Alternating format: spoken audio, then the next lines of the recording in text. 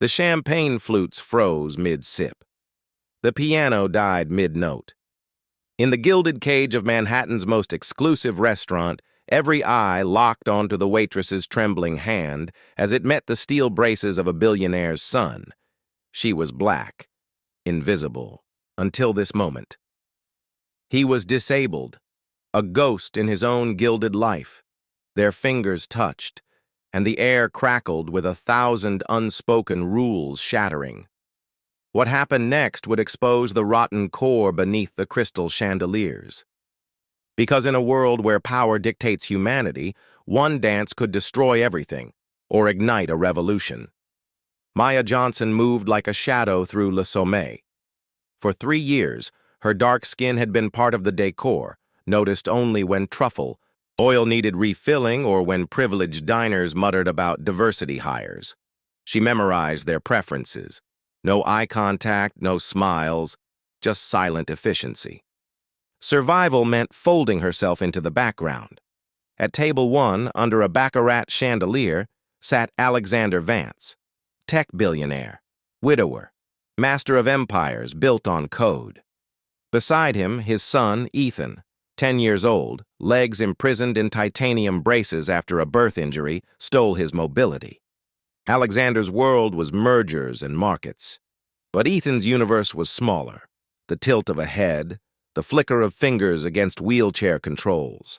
Tonight, the restaurant hummed with its usual poison, perfume masking prejudice, laughter, drowning decency.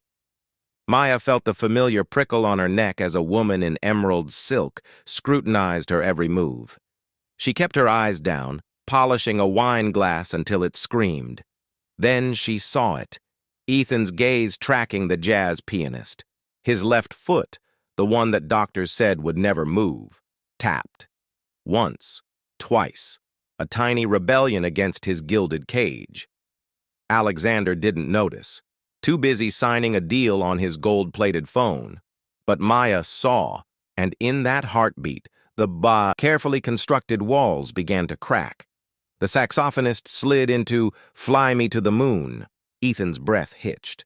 His fingers gripped the wheelchair armrests, knuckles whitening as he strained forward. Maya stopped mid-stride. Years of training screamed, "Keep walking," but her feet rooted to the carpet.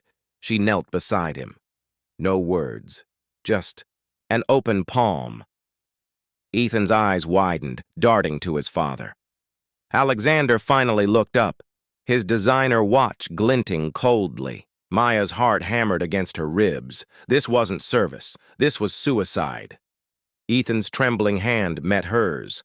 Metal braces clinked as she guided him onto the floor. A collective gasp sliced through the music. Alexander half rose, his face hardening into marble. Across the room, the maître de Philippe lunged forward, his patent leather shoes silent but deadly. They moved, a fragile constellation. Ethan's steps were staccato bursts of courage, Maya's body a protective orbit. His smile bloomed, wide, unchecked, as they completed their first sway. For 3 glorious seconds, the room held its breath. Then the hissing started. "Pathetic spectacle," a silver-haired man muttered into his caviar. "Does she think this is a charity ball?" A woman filmed them, her diamond rings flashing as she thumbed upload. Felipe's hand clamped Maya's bicep. "You're finished," he breathed, hot and venomous. "Out. Now." Alexander stood abruptly. Ethan's smile shattered. Maya's uniform felt like a shroud as Philippe dragged her toward the kitchen. Through the service doors, she caught Alexander's frozen silhouette, a statue of indecision. The alley. Rain needled Maya's skin. Her phone buzzed. Termination notice. Effective immediately. Then a second alert. Rent payment failed. She leaned against the dumpster, the scent of rotting lobster and betrayal thick in her throat. Ethan's shattered smile haunted the darkness. Alexander Vance stared at the viral video lighting up his penthouse screens. "Gold digger waitress humiliates disabled child," screamed the headline. Comments exploded. "Fire that ghetto rat! Sue her into oblivion!" Ethan's screams tore through the silence. The boy thrashed in his medical bed, monitors shrieking as he smashed his iPad against the wall. Over and over, the same fragmented plea. "Ma! Yeah, dance!" Nurses struggled to pin his flailing limbs. Alexander's lawyer slid a document across the desk. "Sign this. Deny everything. We'll bury her." The pen felt like a scalpel. One signature would erase Maya, save his empire, silence his son's agony. He scrolled through the footage again, past the edited lies. There it was, the exact moment Maya's hand touched Ethan's. Not pity, not calculation, a raw, blinding recognition. The moment Ethan's foot lifted, not a spasm, but a step. A miracle Philippe called unprofessional. Ethan's scream hit a fever pitch, a sound of pure existential abandonment. Alexander looked from his sobbing child to the legal document, to the comments wishing death on the woman who'd given his son wings. His fist slammed the desk. Crystal paperweights jumped. "No!" He grabbed his keys. The elevator plummeted 80 floors. Rain lashed the Bentley's windshield as it ripped through. Streets Maya's bus took hours to traverse. Her apartment building loomed, a crumbling monument to everything he'd ignored. The eviction notice flapped on her door like a white flag. Maya opened the door, eyes hollow with defeat. Alexander didn't speak, just handed her 2 envelopes. 1, a check covering her nursing degree. 2, blueprints for Ethan's wings, a dance studio for disabled youth. Director, Maya Johnson. The press called it redemption.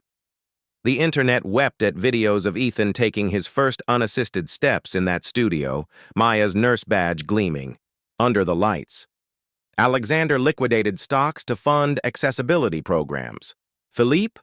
Fired after 6 families canceled their weddings at Le Sommet, but Maya keeps the eviction notice framed above her desk.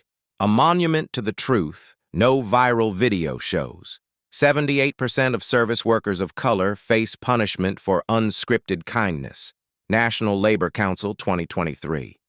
The hate still comes. Anonymous envelopes containing photoshopped images of her in maid uniforms.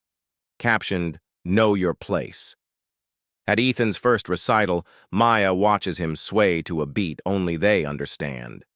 His braces click like metronomes counting the cost of courage. Alexander meets her gaze across the room. No words needed. The rot runs deeper than one restaurant, one billionaire's awakening. Ethan's feet move in slow motion, metal glinting, freeze frame. That dance lasted 47 seconds. It cost Maya her job, her home, her anonymity. But it gave a boy his voice. How many Mayas are still folding themselves into shadows tonight? And when do we stop applauding redemption and start preventing the wound?